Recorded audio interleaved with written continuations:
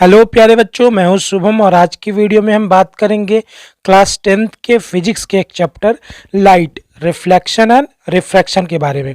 तो चलिए इस वीडियो को शुरू करते हैं। तो चलिए अब हम बात करते हैं reflection of light from plane surface and plane mirror. सबसे पहले हम बात करेंगे प्लेन मिरर क्या है। तो प्लेन मिरर को देखते हैं और समझते हैं। देखिए, a plane mirror is a thin flat and smooth sheet of glass having a shining coating of silver metal on one side. ठीक है, the silver coating is protected by a red paint. यहाँ पे बोल रहा है कि जो plane mirror है, plane mirror is a thin flat smooth sheet of glass. Plane mirror कैसा होता है? थिन होता है, पतला होता है, फ्लैट यानी चिपटा होता है और काफी स्मूथ होता है। कैसा? Smooth sheet of glass, glass का, ठीक है, कांच का। हैविंग अ शाइनिंग कोटिंग, जिसके ऊपर एक शाइनिंग कोटिंग होती है, किसकी? सिल्वर मेटल की, ऑन वन साइड। एक साइड में सिल्वर मेटल की यानी चांदी की परत चढ़ा दी जाती है। किसके ऊपर? इसी कांच के ऊपर, इसी शीशे के ऊपर। ठीक है, the silver coating is protected by red paint.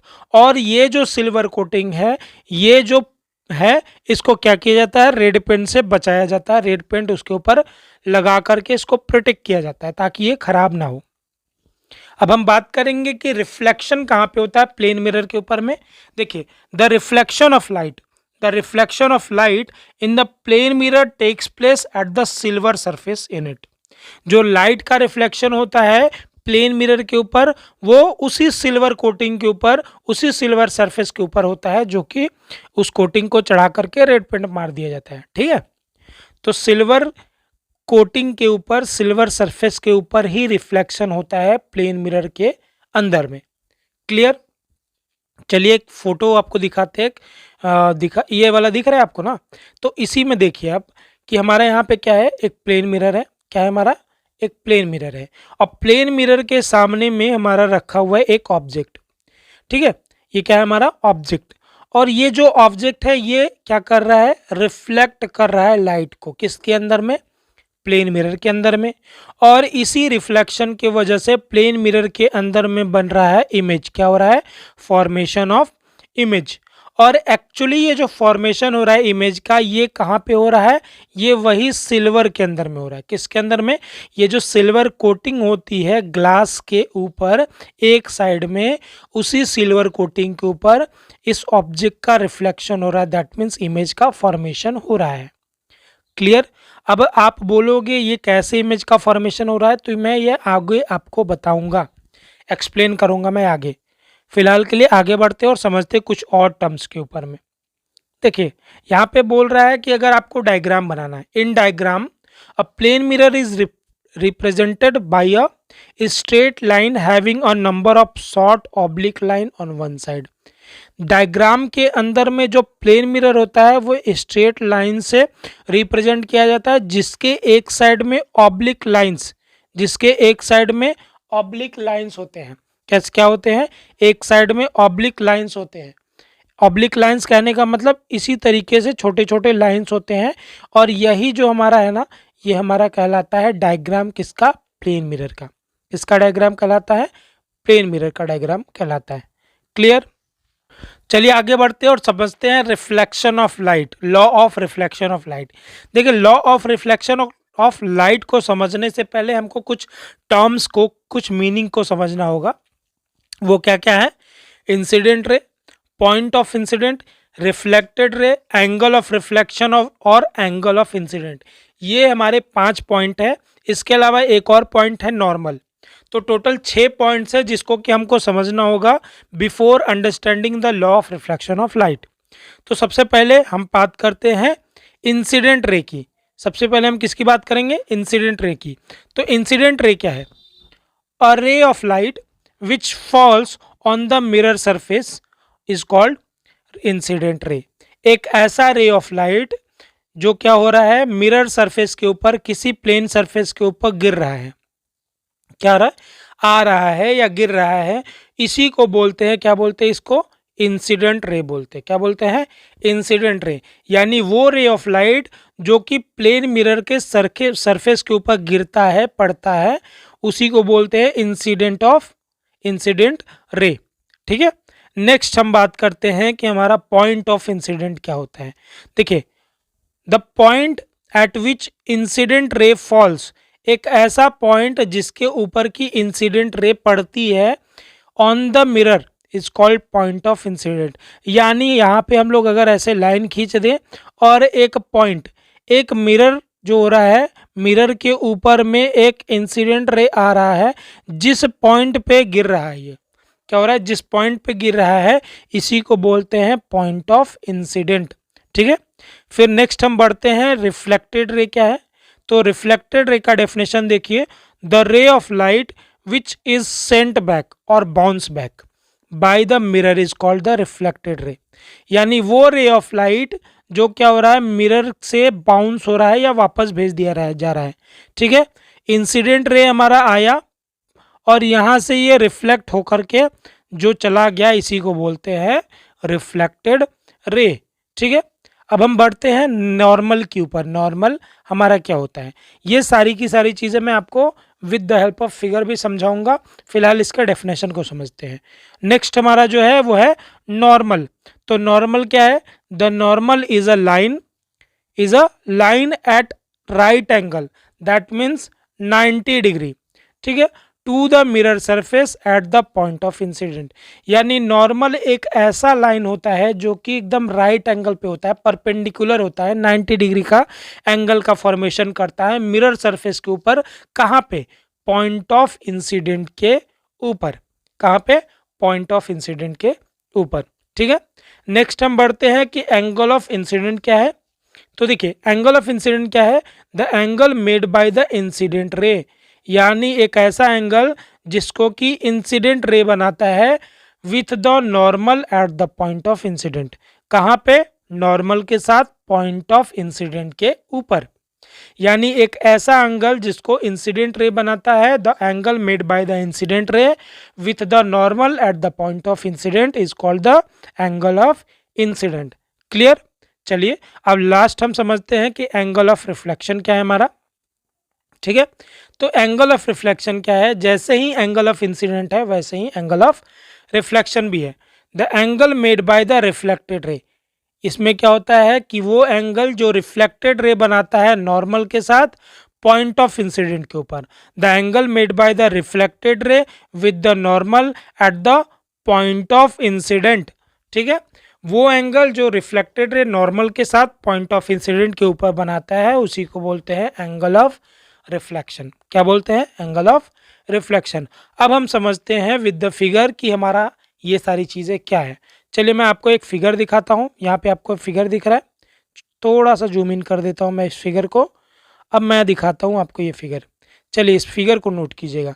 यहाँ पे आप देख रहे हैं ये हमारा क्या है, एक मिरर है, एक प्लेन मिरर है हमारे पास। इस प्लेन मिरर के ऊपर, इस प्लेन मिरर के ऊपर देखिए पॉइंट ए से एक लाइन आ रही है। क्या आ रही है, पॉइंट ए से एक लाइन आ रही है। ठीक है, ये जो लाइन आ रही है इसको बोलते हैं इंसिडेंट रे। जहां पे यानी पॉइंट ओ पे ये जो लाइन मिल रही है इसी को बोलते हैं पॉइंट ऑफ इंसिडेंट। और ये वापस से जो रिफ्लेक्ट हो जा रही है, वापस से बाउंस बैक हो जा रही है, इसी को बोलते हैं रिफ्लेक्टेड रे। फिर से समझाता हूं क्या है, जो पॉइंट ए से एक लाइन आ रही है वो हमारा क्या है, इंसिडेंट रे है। जिस पॉइंट पे आ रही है, पॉइंट ओ पे, उसको बोलते हैं पॉइंट ऑफ इंसिडेंट। और ये जो वापस लाइन जा रही है इसको बोलते हैं रिफ्लेक्टेड रे। इतना समझ में है। अब हम बात करते हैं नॉर्मल क्या है। देखिए, पॉइंट ऑफ इंसिडेंट के ऊपर जो परपेंडिकुलर लाइन है, जो लाइन 90 डिग्री का फॉर्मेशन कर रहा है दोनों साइड से, इधर से भी इधर से भी, यही हमारा नॉर्मल है। क्या है, नॉर्मल। और एक और बात, और क्या बात है हमारा, देखिए इंसिडेंट रेस से नॉर्मल के बीच, इंसिडेंट रेस से नॉर्मल के बीच जो एंगल का फॉर्मेशन होता है वो एंगल कराता है एंगल ऑफ इंसिडेंट। और साथ ही साथ जो रिफ्लेक्टेड रे से नॉर्मल के बीच का एंगल का फॉर्मेशन होता है वही हमारा कहलाता है एंगल ऑफ रिफ्लेक्शन। क्या कहलाता है, एंगल ऑफ रिफ्लेक्शन। क्लियर। देखिए, तो law of reflection of light को समझने के लिए हमें यहाँ पे दो लॉज को समझना होगा। कितने, दो लॉज के। पहला है first law of reflection of light, फिर है second law of reflection of light. तो सबसे पहले हम समझते हैं first law of reflection of light क्या है।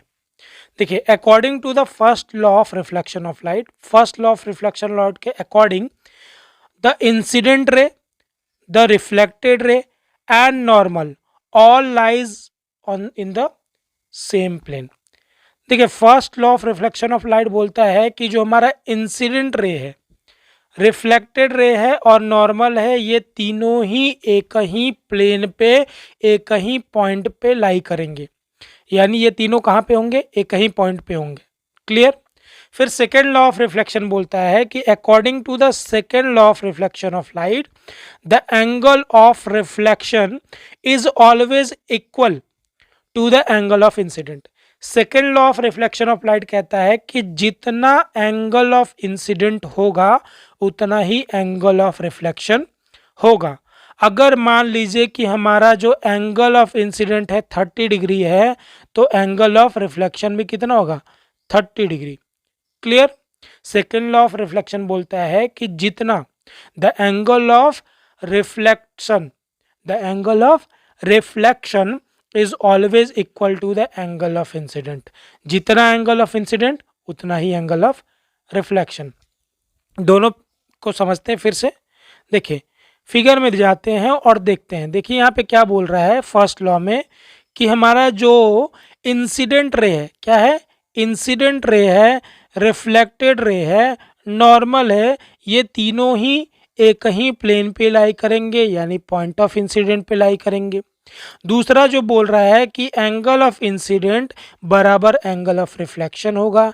दैट मीन्स अगर एंगल ऑफ इंसिडेंट हमारा 60 डिग्री है तो एंगल ऑफ इंसिडेंट भी 60 डिग्री होगा। जितना एंगल ऑफ इंसिडेंट उतना ही एंगल ऑफ रिफ्लेक्शन। क्लियर दोनों?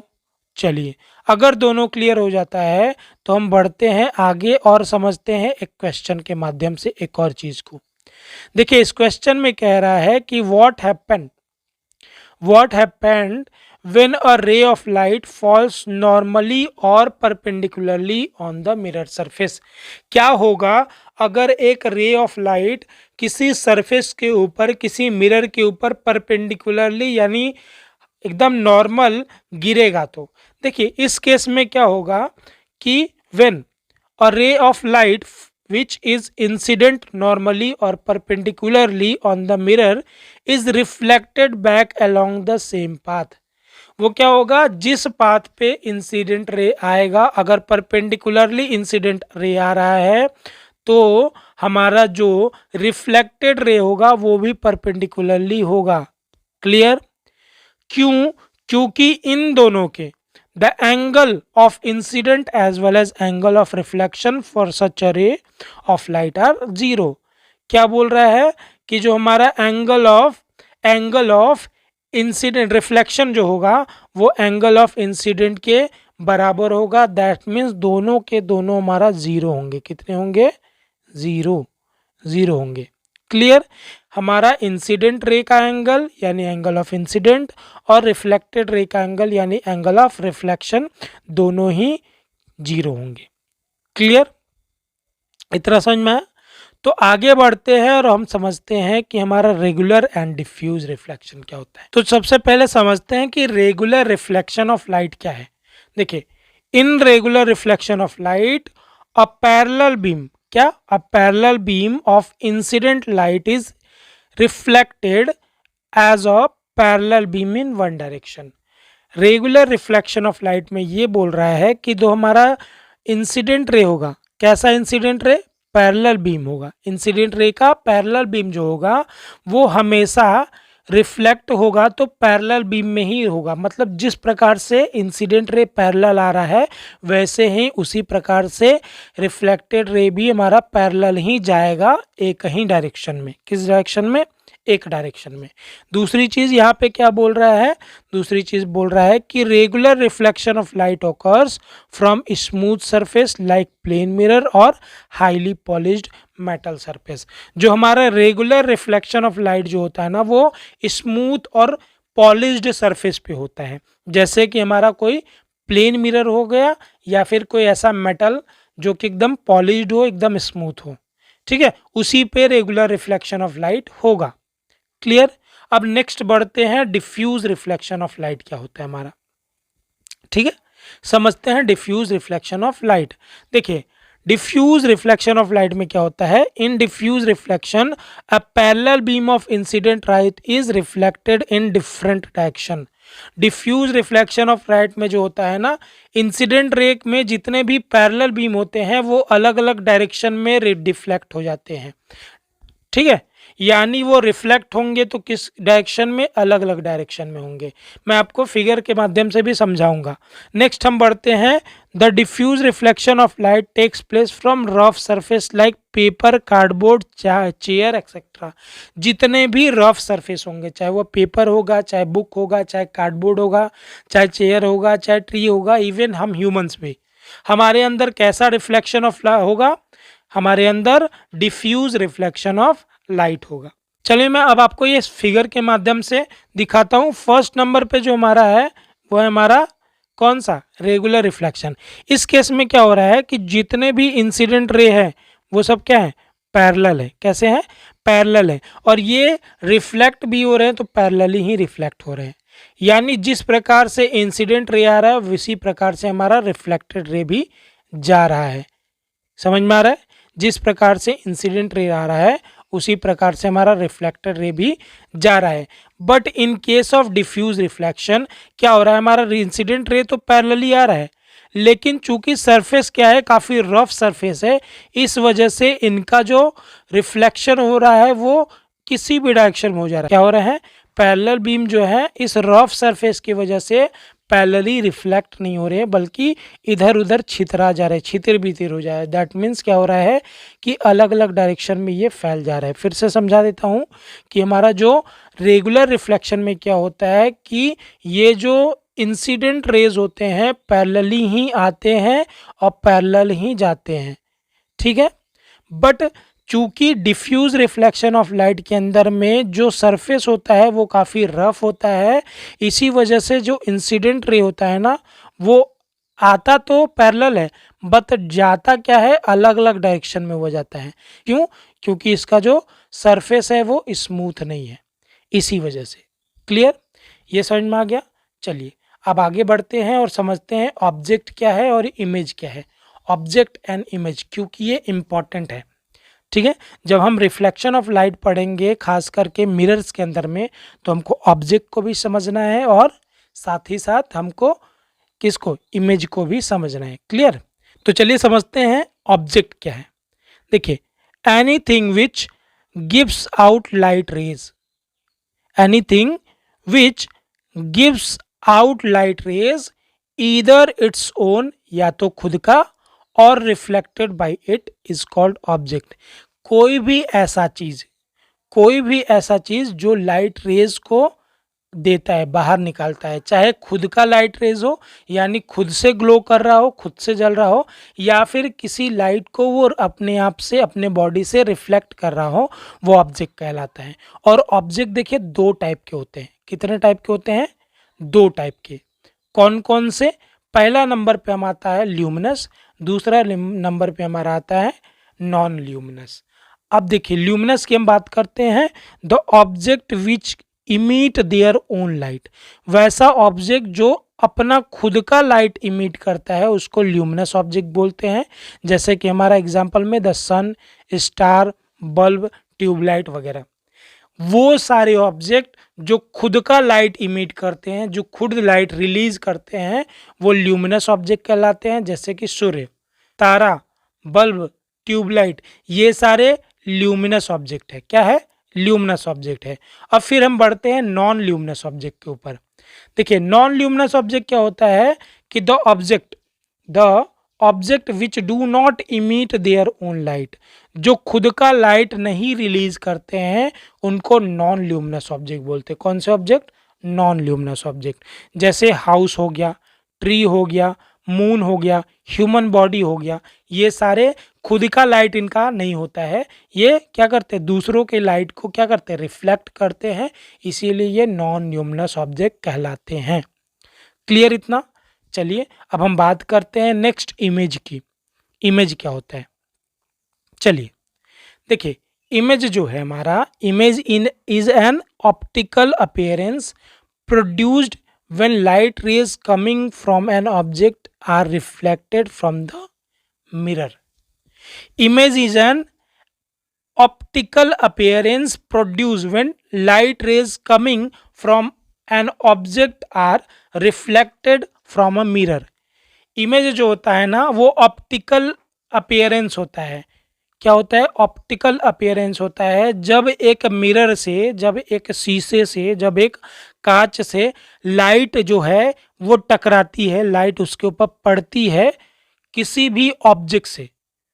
कोई भी वस्तु है जो कि क्या कर रहा है, लाइट को क्या कर रहा है, मिरर के ऊपर फेंक रहा है, और उसके वजह से जो मिरर के ऊपर चित्र बनती है ना, उसी को हम बोलते हैं optical appearance. That means image है। वो क्या है? हमारा वस्तु का प्रतिबिंब है, इमेज है। ठीक है।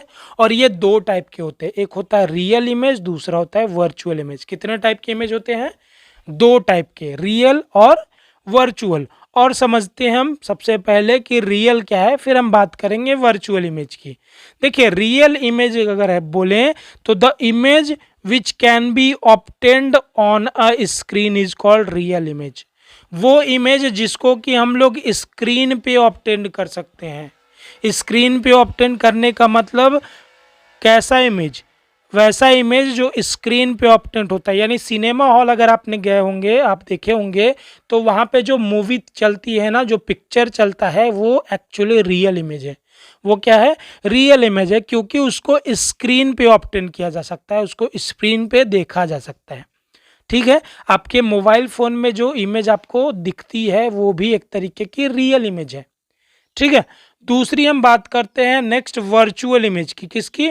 वर्चुअल इमेज की। इसकी डेफिनेशन देखते हैं। वर्चुअल इमेज की डेफिनेशन क्या होता है? The image which can not be obtained on screen. Virtual image वो होता है जिसको कि स्क्रीन पे आप ऑब्टेन नहीं कर सकते हैं। Which can not be obtained on screen is called virtual image.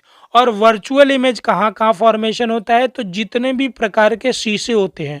और virtual image can only see by looking into mirror और लेंस। शीशे के ऊपर या लेंस के ऊपर जो इमेज का फॉर्मेशन होता है वो होता है हमारा वर्चुअल इमेज। इतना क्लियर हो गया? चलिए, अगर आपको इतना क्लियर हो गया तो नेक्स्ट वीडियो में हम बात करेंगे formation of image on plane mirror, और साथ ही साथ प्लेन मिरर के ऊपर में जो इमेज का फॉर्मेशन होता है उसके कैरेक्टरिस्टिक क्या होते हैं, और प्लेन मिरर के यूजेस क्या होते हैं। ये सारी चीज़ें हम नेक्स्ट वीडियो में बात करेंगे। तब तक के लिए गुड बाय। ऐसे ही पढ़ते रहिए और हमें सपोर्ट करते रहिए। जय हिंद।